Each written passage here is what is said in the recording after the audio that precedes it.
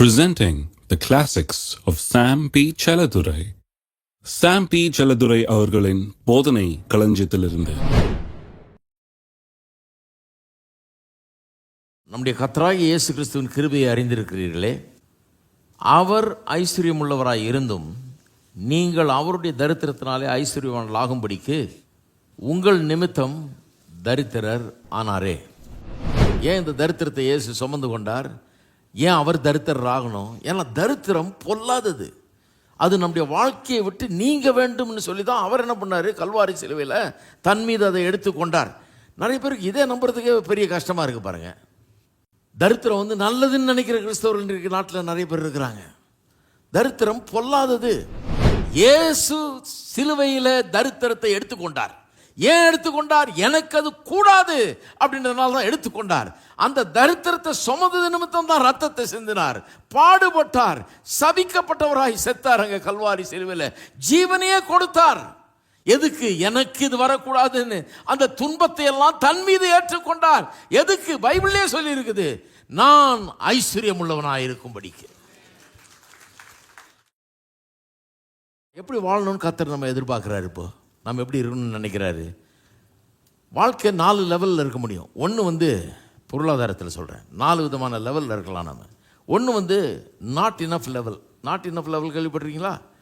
எப்போவுமே பத்தாக்குறையிலே இருக்கிறது.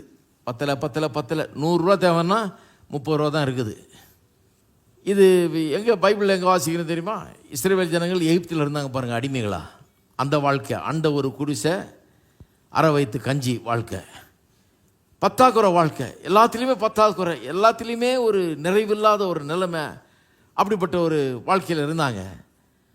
ஆச்சரியத்தில் ஆச்சரியம் என்னன்னா, அதுலேருந்து வெளியே கொண்டாடுறாரு ஆண்டவர், விடுவிக்கிறாரு. கானான் தேசத்தை நோக்கி போயிட்டுருக்காங்க, பாலும் தேனும் ஓடுற தேசத்தை நோக்கி.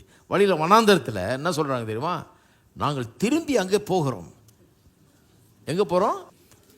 அந்த பொல்லாத வாழ்க்கை பாருங்கள். அது இந்த வெறும் கஞ்சிக்கு ஆற்றி அடித்து வாழ்ந்துட்டா என்ன ஆகிடும்? அதுலேயே செட்டில் ஆகிடுவோம்.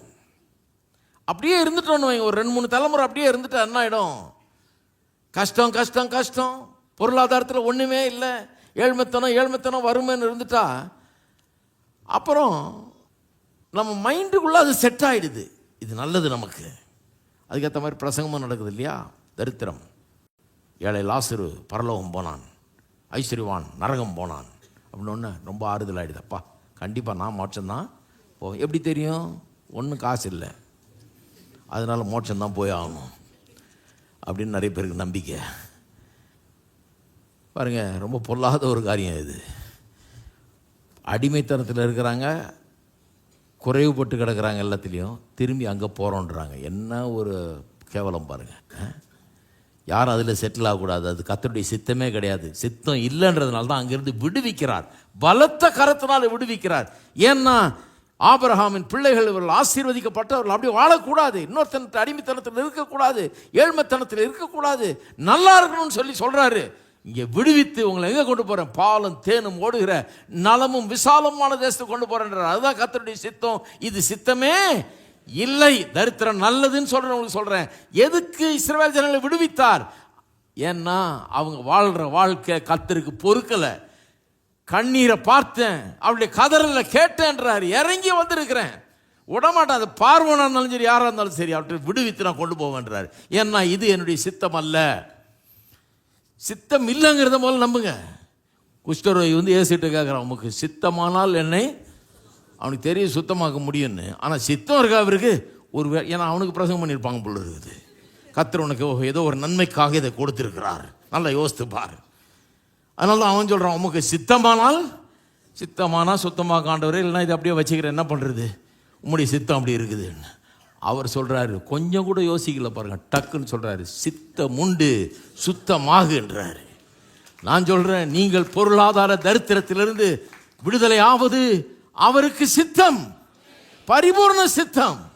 அவர் இறங்கி பார்வோனுடைய கரத்திலிருந்து பலத்த கையினால் விடுவித்தது போல கடைசி முறையாக கல்வாரி சிலுவையில் இயேசுவை அனுப்பி கல்வாரி சிலுவையில் மரிக்க செய்து பாவமாக்கி சாபமாக்கி அவரை கொன்று அவருடைய ரத்தத்தை சிந்தி இந்த மீட்பை நமக்கு ஏற்படுத்தி கொடுத்திருக்கிறார்.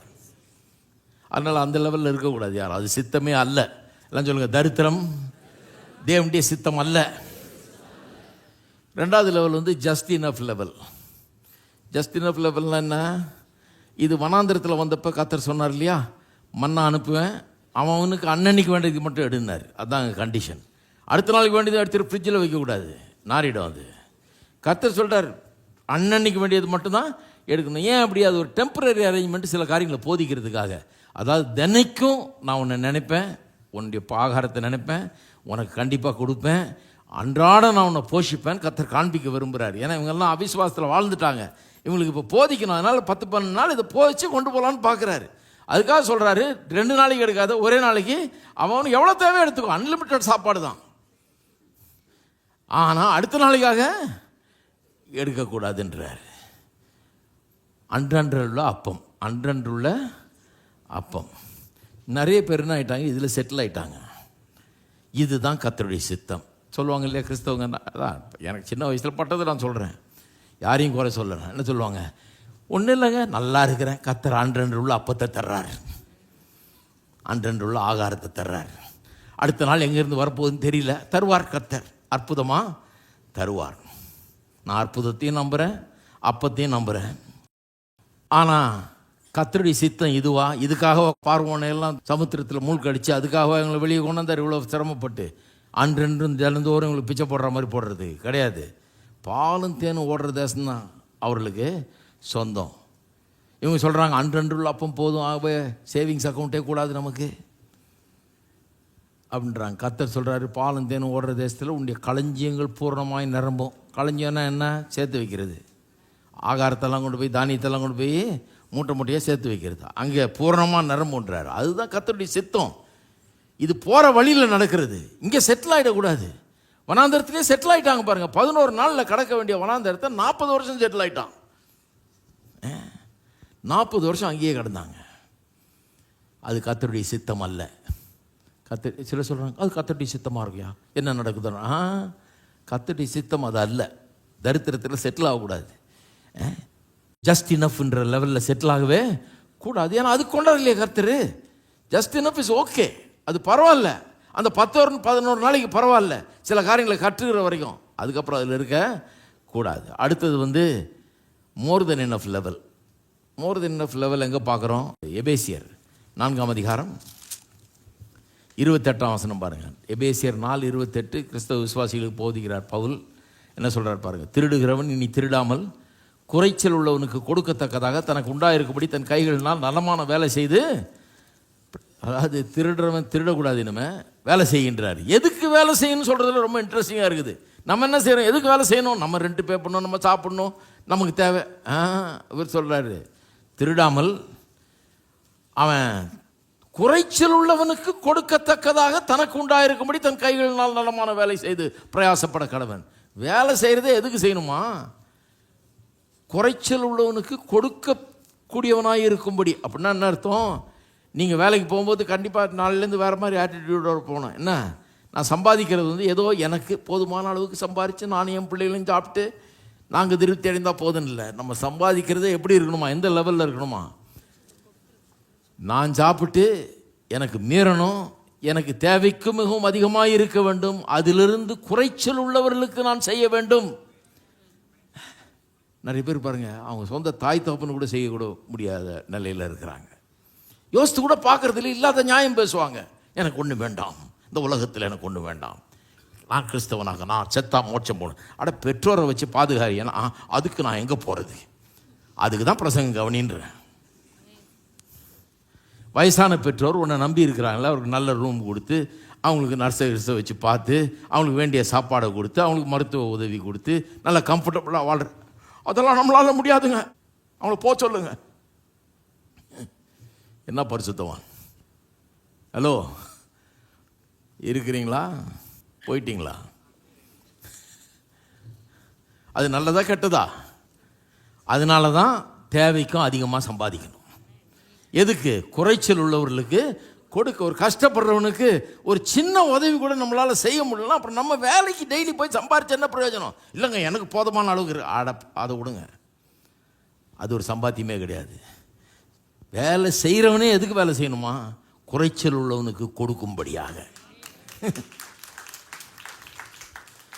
ரெவல்யூஷனைஸ் ஆகிடும், வாழ்க்கையே வந்து வித்தியாசமானதாகிடும் கொடுக்கறதுக்குனே. அப்போ வேலை செய்யும்போது அப்படி விசுவாசித்து பாருங்க, சம்பளம் ஏறிடும். அந்த மாதிரி விசுவாசித்து பாருங்க, வருமானம் பெருகும். இந்த மாதிரி நம்பி இப்படி எதிர்பார்த்து பாருங்க, இதுதான் உங்களுடைய தலை மேலே வைக்கப்பட்ட கடமை என்பதை எண்ணி பாருங்க, நல்லா சம்பாதிப்பீங்க. நிறைய பேர் ஏன் நல்லா சம்பாதிக்கிறது இல்லைனா, எனக்கு வேணும் எனக்கு வேணும் எனக்கு வேணும், நான் கொட்டிக்கணும், எவனுக்கும் நயா பைசா ஈய கூடாது, கண்டிப்பாக சம்பளம் ஏறாது. இருக்கீங்களா? மோர் தென் இனஃப் லெவல்.